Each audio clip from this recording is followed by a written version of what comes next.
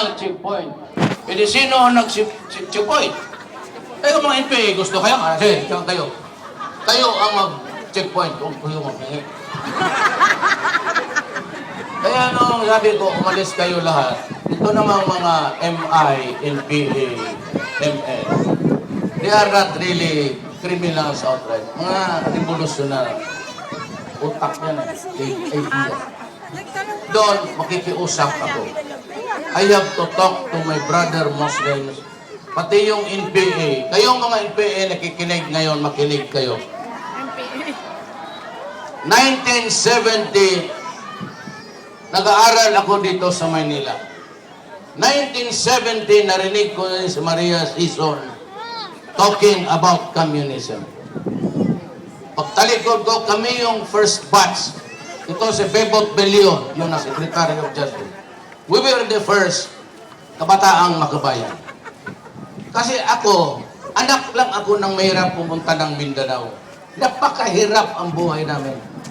In 1994, nandiyan ba, still vivid, very clear in my mind, na umiiyak yung kapatid ko, pati yung nanay ko. Hindi ko naintindihan, nakita ko yung bahay na dinidemolish.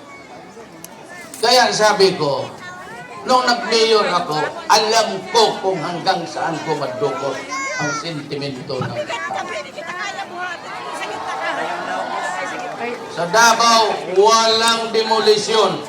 Ikita mo si Inday, yung anak ko na mayor, nag-demolish na sabi niya, hintayin mo ako. Eh yung sheriff na gago, he went ahead to demolish. Anong ginawa ng anak ko? Pinuntahan doon, binugbog. Inday, yan, magandang presidente na yan. Talagang bubugbog ng mga abusado yan. Bugada yan. Siya yung magiging next mayor. Kung kayo ayaw nyo dito, lipat ka ng kainuan sa Davao. Ayaw ko layo. Kung tingnan ninyo walang pag-asa sa buhay dito, ay doon na kayo sa Davao. At least progressive ang Davao, pinakamalaki. Pinaka-safe, number 4, all throughout the world. Pero ang lahat ng krimen, alam mo sa Davao, pati isda doon, dito wala na. Wala na kinakain. Sa Davao, Davao, okay ang mga isda matataba at mura na marami. Bakit? Nakakain ba kayo ng lapu-lapu sa Davao? Hindi, hindi. Kumain kayo ng puntang Davao? Masarap, no? Kinakain yan tao. Sige, kain kayo nun. Doon ko na tinatapon yung mga putang inang yan. Kadiri! Lapu-lapu. Alam mo, ang tao, itapon mo sa dagat, lulutang yan. Gawin mo, turuan ko kayo, magbili kayo ng katsa na maliit. Hatsahin mo ito dito, hanggang dito. Pagbukas yan, tapon mo. Diretso yan sa baba. Kakainin niya ng mga lapu-lapu doon. O kayo naman, manaka ng lapu-lapu dito, masarap ha. Ay, natural, pagkain yan. Tao. Yan, medyo hinabaan ko ng istorya. Pero ganito na lang. Mag-alis na kami. Pag presidente ako, gagamitin ko ang military pati police. Pero wag kayong maano, kasi I need a police na hindi corrupt. I need a military na strong. Kaya sa pag-akyat ko pagka-presidente, dublado na ang sweldo nila. Pero wag mo akong pakitaan ng corruption na hinihingi. Putang ina mo, barilin kita na kung saan kita maabutan, I will promise you, one, clean government, walang corruption. I will formulate one policy, galing office of the president down to the last barangay. Isa lang ang, lalo na yung mga permit, wala ng paluwag. Magsabit sila ng papel, sabihin mo kung anong kulang, huwag mong dagdagan, huwag mong kunan ang listahan. Tapos babalik kayo doon. Akala ko ba maraming computer itong mga putang ina to? O di, gamitin mo computer. Ayan. O bubalik ka day after tomorrow, alas 3, ibigay namin yung iyong permit.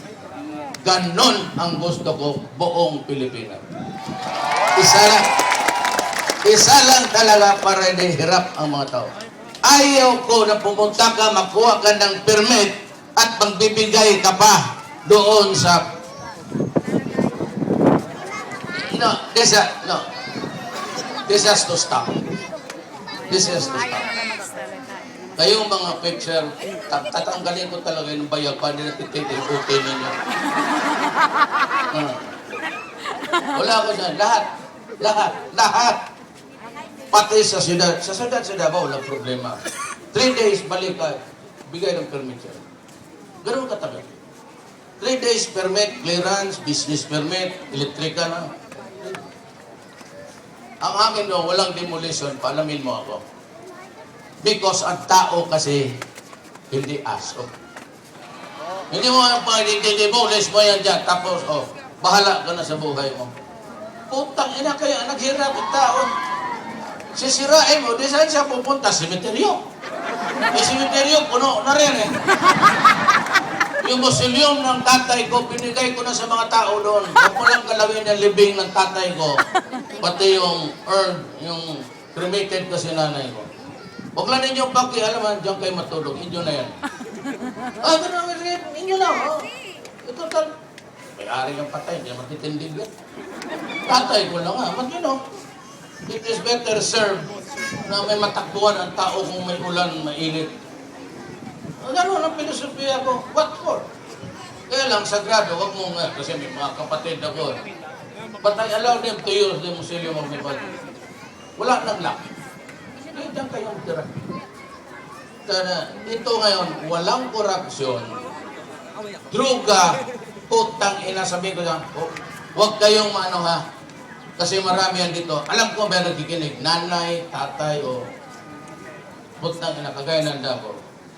Sabihin ko talaga sa military and police, bago na ang sweldo nyo malaki na, may iutos ako sa inyo. Hanapin mo sila lahat, arestuhin mo. And if lumaban or would pose a violent resistance, patayin niyo lahat. Lahat!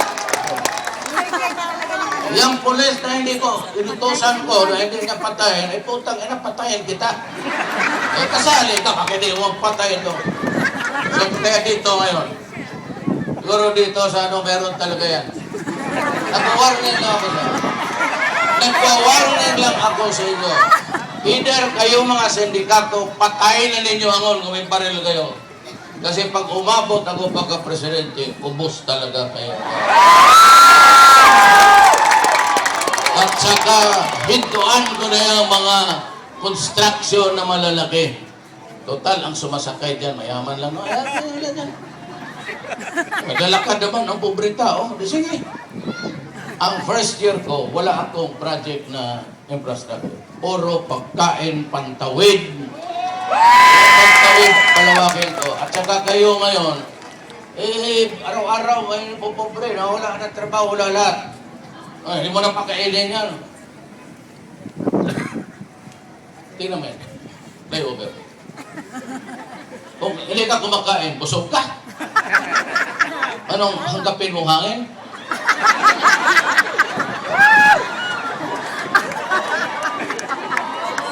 Di ba kami na? I will take care of the... Ganon ako mag-solve ng problem.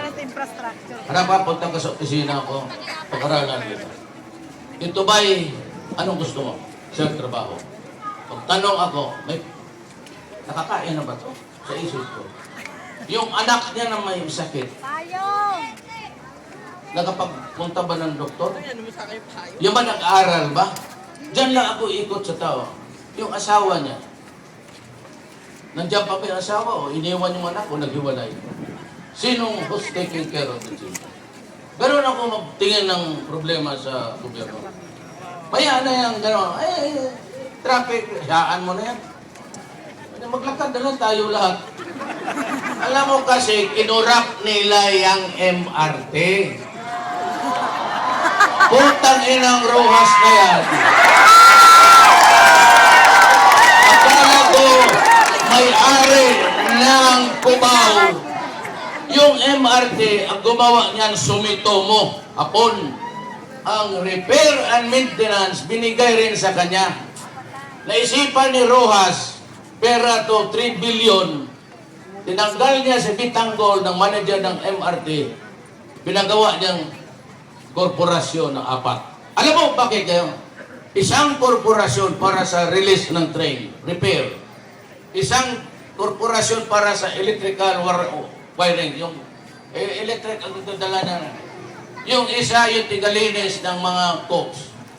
Yung isa security guard, yung isa contractor yung big. Yung guard na ipasok mo. Tingnan mo ang nangyari. Dumaan lang siya dyan para magkapera, gastusin ngayong eleksyon. Utang inang ruwa siya sa panahon niya, nahulog yung train. Tumitirik, maski saan, naglalakad yung tao. Kaya ako galit, kaya ako nagmumura. Putang ina mo, bakit mo ginagawa yan? Ako 22 years, ako mayor kayong taga-Davao, mga Bisaya. Tignan ko kung anong nagawa ko. Kaya sila mga, tignan mga t-shirt nila. Yung akin, ay ito lang nga yung... Ito, break niya. Kaya ang sapatos nila, ito, barik. Yung kay Alan, barikena talaga yan. Alam mo.